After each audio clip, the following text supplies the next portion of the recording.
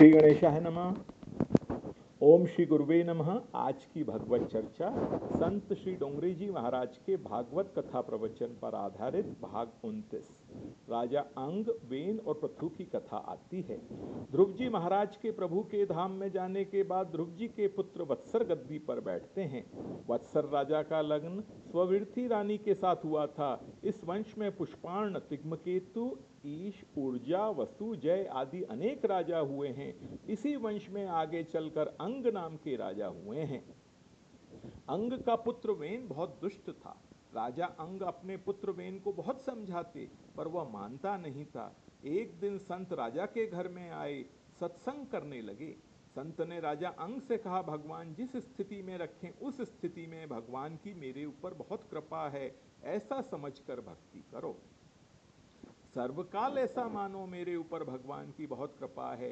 अंग राजा ने कहा, महाराज आप ऐसा बोलते हो, पर मुझे ऐसा लगता है मेरे ऊपर भगवान की कृपा नहीं है, इसीलिए मेरा पुत्र दुराचारी है, मेरे ऊपर कृपा नहीं है।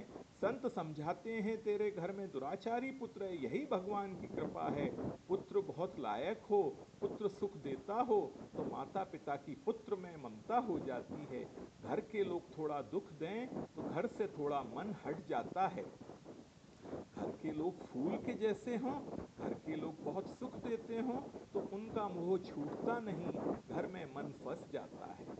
घर में थोड़ा दुख हो, घर के लोग कांटे के जैसे हों, तो घर से मन हट जाता है। पुत्र के नालायक होने पर भी तू पुत्र में ममता रखता है।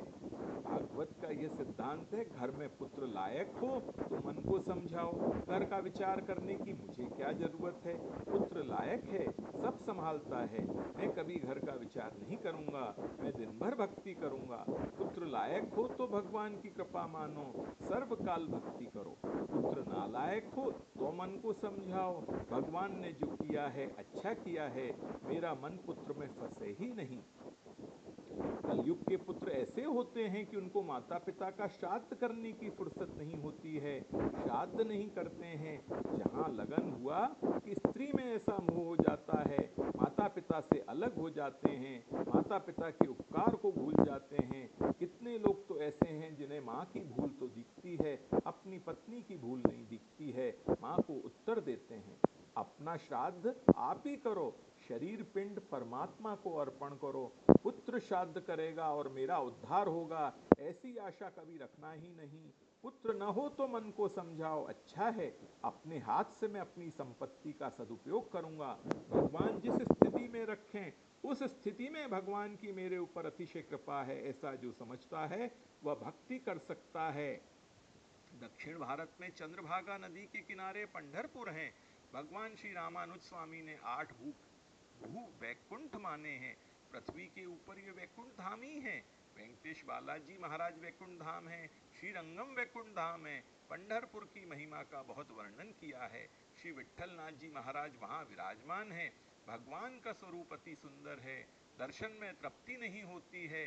भगवान का दर्शन करने पर ऐसा लगता है भगवान किसी की राह देखते खड़े हैं। भगवान ने 2 हाथ अपने कमर पर रखे हैं, जीव की प्रतीक्षा करते हुए खड़े हैं। एक बार ऐसा हुआ, पंढरपुर में संतों की भीड़ हुई थी। दक्षिण भारत से श्री एकनाथ महाराज जी आए थे, महाराष्ट्र से तुकाराम जी महाराज दर्शन के लिए आए थे, गुजरात से नरसिंह मेहता दर्शन के लिए आए थे। देश देश से बड़े बड़े संत साधु श्री विट्ठलनाथ जी महाराज का दर्शन करने के लिए आए थे। एकनाथ जी महाराज के घर में जो धर्म पत्नी है वो बहुत लायक है। एकनाथ जी महाराज विचार करते हैं, मेरी पत्नी कोई स्त्री नहीं है, मेरी पत्नी कोई संत है, मुझे समझा करके पाप करने से रोकती है।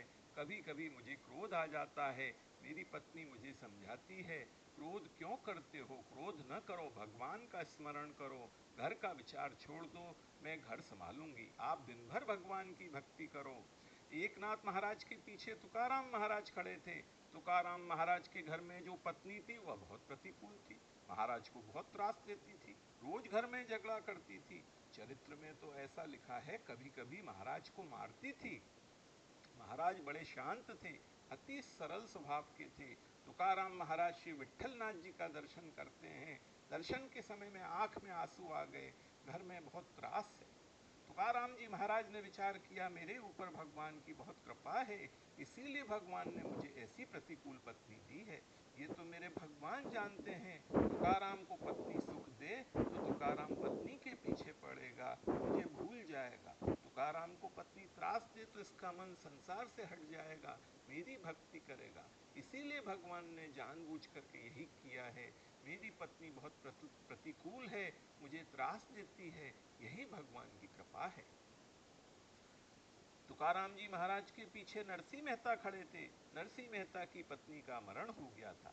मेहता जी विट्ठलनाथ जी का दर्शन करते हैं। दर्शन में आनंद हुआ है, मेरे भगवान ने बहुत अच्छा किया, मेरी पत्नी का मरण हो गया, बहुत अच्छा हुआ। मेरे पीछे वह रहती तो कदाचित अंत काल में मुझे पत्नी का स्मरण होता।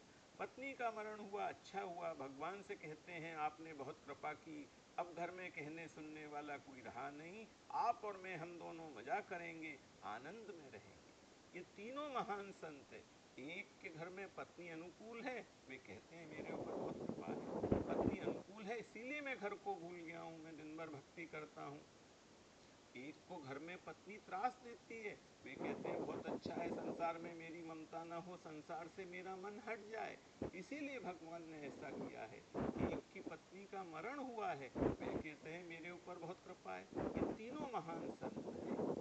सर्वकाल जो अपने मन को शांत रखता है वही भक्ति कर सकता है। मन को शांत रखना महान पुण्य है, हृदय को जलाना महान पाप है। कुछ भी हो, कभी हृदय को जलाना नहीं। शास्त्रों में ऐसा लिखा है, अपने हृदय को जो जलाता है उसको भगवान का मंदिर जलाने जैसा पाप लगता है। आपके हृदय में नारायण है, मन को शांत रखो। कुछ भी हो, जो मन को शांत रखता है वही भक्ति कर सकता है। अंग राजा को संतों ने समझाया, तेरे घर में नालायक पुत्र है, यही भगवान की कृपा है। पुत्र तो नालायक है, तू तो लायक है, तू लायक होने पर भी नालायक पुत्र के पीछे पड़ता है। तेरा पुत्र सुधरने वाला नहीं है, वह तो मूर्ख है, उसका बिगड़ा है, तू सयाना है, अब तेरा मरण बिगड़ने वाला है। महाराज मैं क्या करूं, राजा अंग पूछते हैं।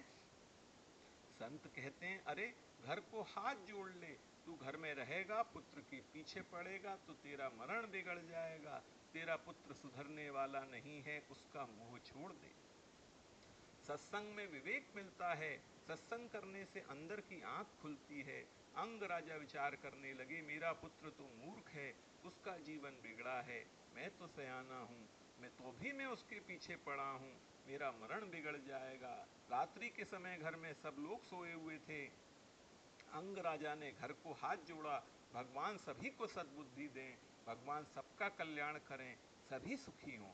अब मैं जाता हूँ, मेरा घर भगवान के चरणों में है, मुझे इस घर में रहना नहीं है। घर छोड़ करके अंग राजा गंगा किनारे आए हैं। आदि नारायण परमात्मा की आराधना करते हुए राजा अंग का मंगलमय मरण हुआ है, भगवान के धाम में गए हैं। अब वेन राजा हुआ है। वेन राजा के राज्य में प्रजा बहुत दुखी हुई। ब्राह्मण वेन राजा को समझाने के लिए गए। वेन दुष्ट है, ब्राह्मण लोगों को मारने के लिए दौड़ता है।